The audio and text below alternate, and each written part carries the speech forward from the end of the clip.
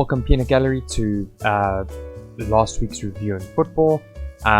This is a show where I review everything that I did last week with regards to fantasy football, Superbru and betting slips. If you want to see more about Superbru and fantasy and my betting slips and how I do things, I will be going through them as I go along in my video, but I've also done a better explanation with regards to this type of video in my first video, so please check the channel page for that. So as you can see, this is my fantasy Premier League side for game week 2, and I did not do so great. I made a couple big calls which didn't pan out. I took Son out for Sterling, which now in hindsight seems like the worst pick I could have made in the entire world, probably, nearly. Unfortunate, but I mean, that's the way the cookie crumbles sometimes. You get what you get with the choices that you make. Also, unfortunately, Nyland or Cassia didn't start, so I got naught for both my goalkeepers, so I didn't get points there. So looking at my Superbru, going through the results, I said Everton would win 4-0 against West Brom. Kind of close, 5-2. It's a pretty predictable result though. I said Leeds over Fulham 2-1. They ended up winning 4-3. Again, pretty predictable as far as I'm concerned, as far as the community is concerned. Next you have Man United versus Palace, and yeah, pretty big upset. Only 2% of the community picked Crystal Palace to win. I said Palace would win, United would win 1-0. Palace ended up winning 3-1. So big upset there.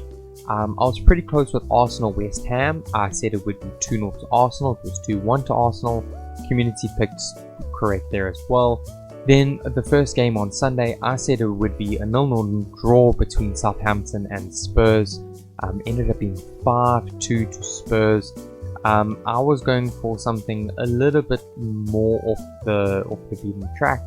30% of people went with the draw, same as me, but ended up being a more predictable result with the Spurs win. So moving on to Newcastle vs Brighton. Brighton pulling out a pretty big upset with only 4% of the community picking it. Brighton winning 3-0, and I said it would be 1-1. Then looking at Chelsea vs Liverpool. Chelsea ended up losing 2-0 to Liverpool. I said it would be a 2-2 draw. Seemed to be a more predictable result though, as 46% of the community picked Liverpool to win. And then I said Leicester would beat Burnley 2-1. They ended up winning 4-2. A relatively predictable result there as well. Now the last two games, with Villa vs Sheffield, this was a much more open-ended game where people didn't really know what to do. The community was kind of in line with me, where I said it would be a 1-1 draw. Community said most likely be a draw, but Villa ended up winning at 1-0, so slightly unpredictable. And then City over Wolves, I said City would win 2-0, they ended up winning 3-1, and most of the community picked that as well. So this week in Superbru was not very good for me, very much not good. No exact results. I only got half of the correct outcomes. So yeah, hoping for better next time. And lastly, my betting slips. So as you can see, only 2 out of my 7 actually paid off. It's a bit unfortunate that some didn't. So I'm just going to quickly run through them and see where I went wrong and right with them. So firstly, my week's winning slip, there was only one result on there, and that was Zenit St. Petersburg to win, and they did. Double chance betting slip, I had 5 matches on here, and actually 2 didn't pay off. Istanbul Başakşehir lost to Hatayspor, and surprisingly Benfica lost to PAOK from Greece. So pretty big upsets there in my opinion. Then in my week's outside betting slip, it actually paid off. I said that the PSG versus Mets game, it would end with 2 goals or less, and yeah, I was right, it ended up only being 1-0.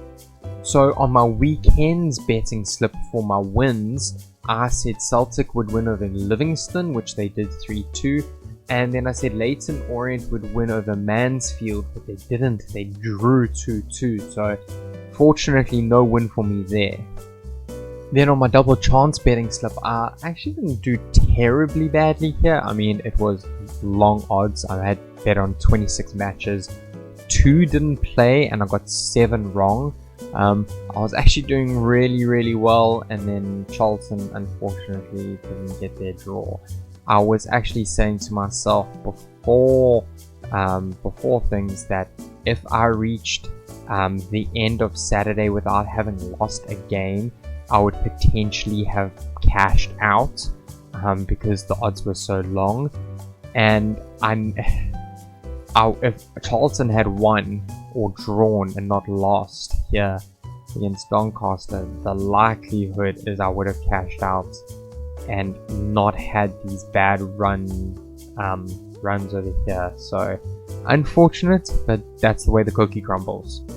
Then quickly onto my Premier League slip. I actually got 4 out of 10 wrong. I had the Man United game, which most people got wrong.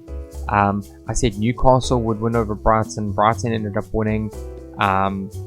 Chelsea, I said, would draw or win over Liverpool, and it actually being Liverpool. And I said Sheffield would win over Villa, but Villa ended up winning. So unfortunate, but again, it's the way it happens. And then lastly, for my outside slip, I said Arsenal would win, and they would win with under 2.5, which means they would score in the whole game 2 or less goals. Unfortunately, West Ham got a goal, and Arsenal won 2-1, so the outside bet slip didn't work out. So overall, we have this portion here. This is the betting breakdown of what my week was like, and unfortunately, I actually made a loss. The week I made a profit, but the no bets coming off in the weekend slips unfortunately hurt my profit and loss. But only £1.37, not too bad. Hopefully make that up soon. Anyway guys, that's it for me this week's review, last week's review. And yeah, let me know what you think. Probably should have made some safer bets, and we'll think about that in the future. But for now, this is Michael signing off, and hope you guys have a great week and weekend ahead of you guys. Cheers.